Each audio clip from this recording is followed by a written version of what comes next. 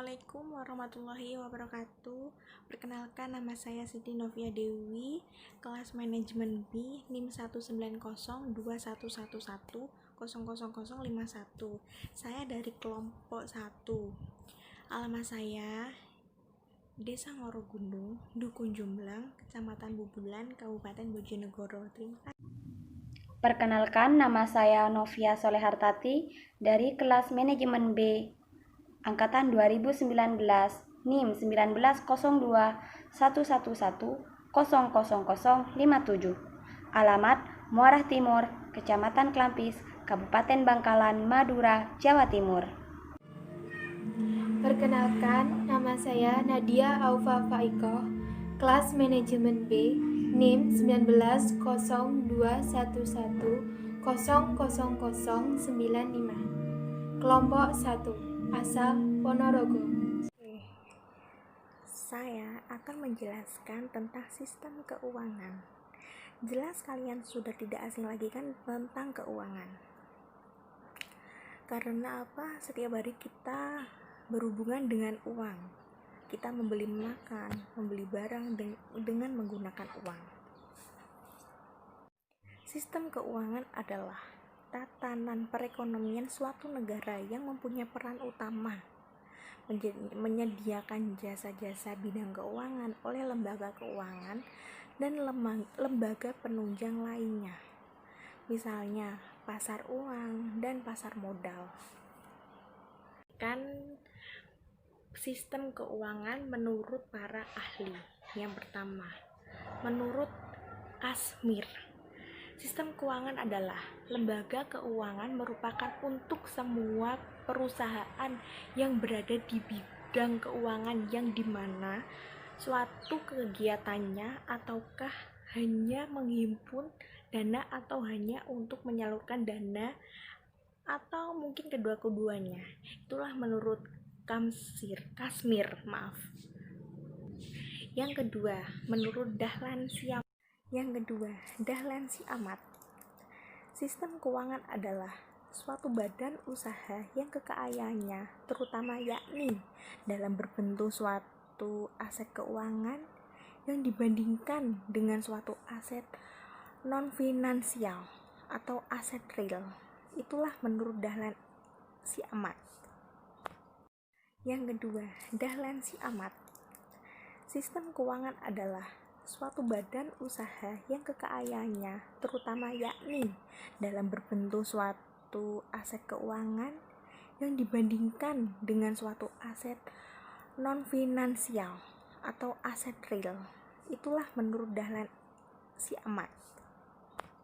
Yang ketiga, menurut Ahmad Rodoni.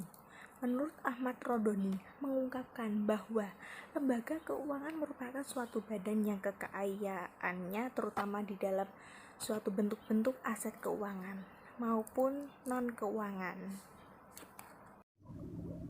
Fungsi sistem keuangan. Pertama, fungsi tabungan. Pasar dan lembaga keuangan menyediakan dana dan instrumen seperti tabungan dan saham.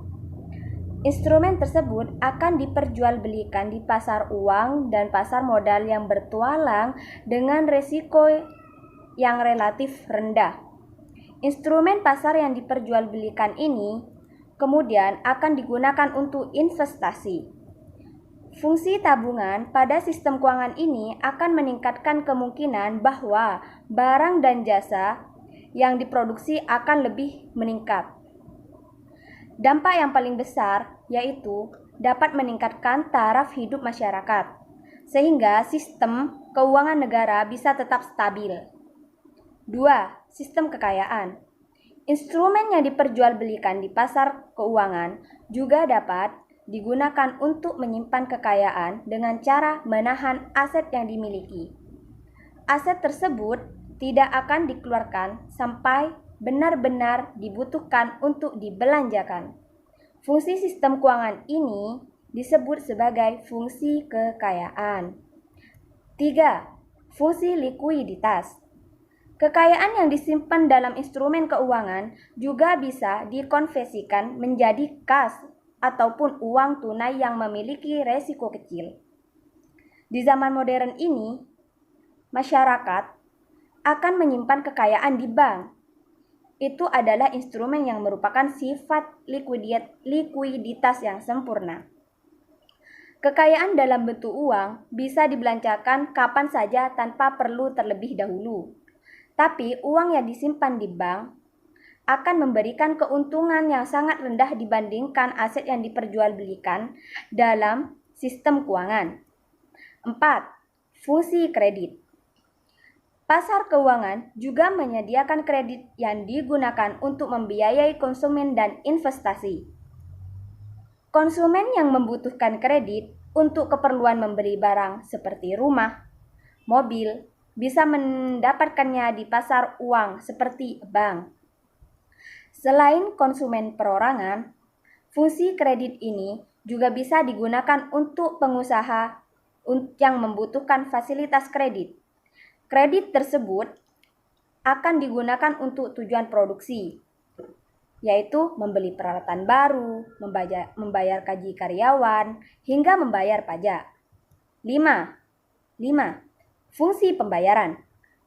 Proses pembayaran dari transaksi barang jasa disediakan oleh sistem keuangan.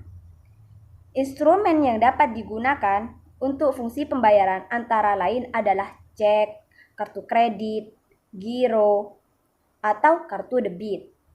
Saat ini juga tengah populernya sistem pembayaran elektronik atau e-banking untuk melakukan transaksi. Ini adalah pembayaran baru yang tengah tren setelah memasuki dekade 1980-an. Kegiatan ini juga termasuk ke dalam terobosan baru bagi bank untuk meningkatkan pendapatan dasar mereka. 6. Fungsi resiko. Seiring waktu, sistem keuangan juga dapat digunakan untuk melindungi jiwa, harta, maupun kerugian-kerugian. Tidak hanya untuk keperluan perorangan, tapi juga untuk semua unit usaha, termasuk lembaga pemerintah. Perusahaan asuransi akan memasarkan polis asuransi yang menawarkan proteksi kepada pemegang polisnya, sehingga kemungkinan timbulnya kerugian pribadi dan properti seperti diminimalisir. Penjualan polis asuransi di pasar keuangan tidak lain untuk memberikan perlindungan untuk meminimalisir kerugian-kerugian.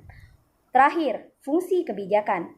Dalam dekade terakhir ini, pasar keuangan juga menjadi alat utama bagi otoritas untuk melakukan usaha demi menstabilkan perekonomian negara, sehingga akan mengurangi kejadian inflasi. Bentuk-bentuk partisipasi dalam keuangan. Partisipasi sangat berarti dalam proses anggaran untuk menentukan hasil kinerja aparat pemerintah partisipasi. Proses pengambilan keputusan bersama atau dua pihak atau lebih yang membawa pengaruh di kemudian hari bagi mereka yang ikut dalam memberikan keputusan. Partisipasi menunjukkan pada luasnya partisipasi bagi aparat pemerintah daerah dalam memahami anggaran yang diusulkan oleh unit kerjanya dan berpengaruh tujuan pusat pertanggungjawaban anggaran mereka. Partisipasi dalam penyusunan anggaran yang berhasil akan memberikan manfaat sebagai berikut.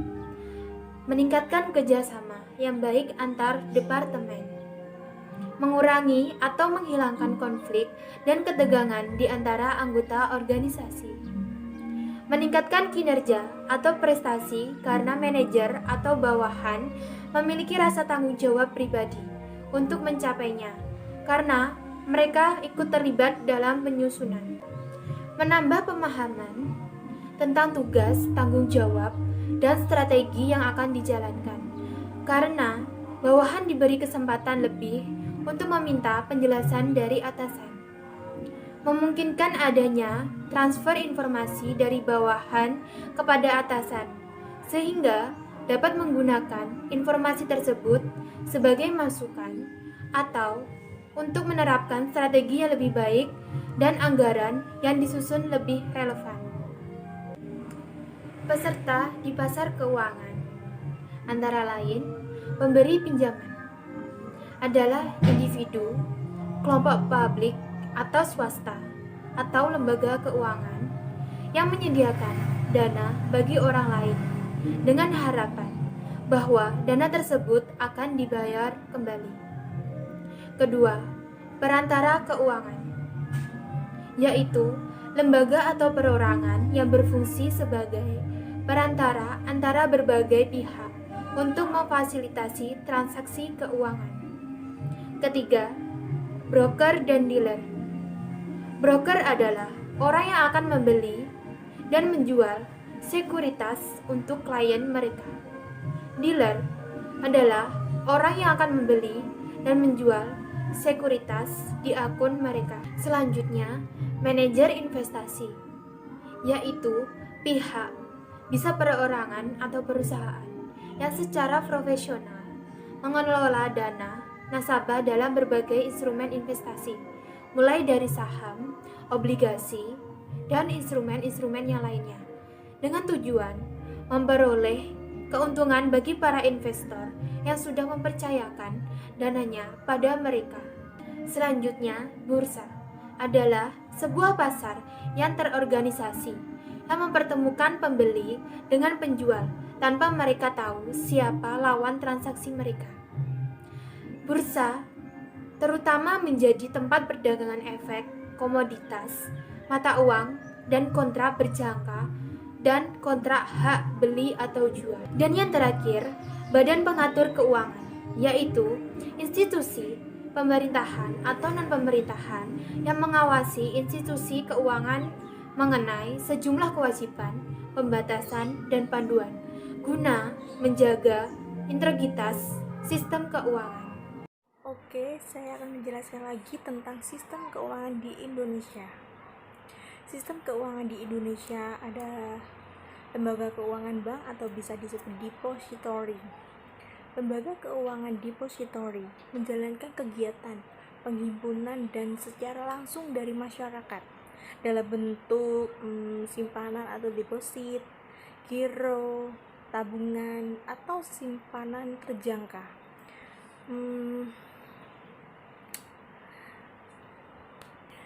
Contoh dari lembaga keuangan depository yang pertama itu ada Bank Umum Sentral, ada Bank Umum, dan Bank Pengkreditan Rakyat. Oke, dan saya akan menjelaskan lagi rincian dari contohnya tersebut. Bank Sentral secara geografis yang dinamakan Bank Sentral Indonesia adalah bank yang berkantor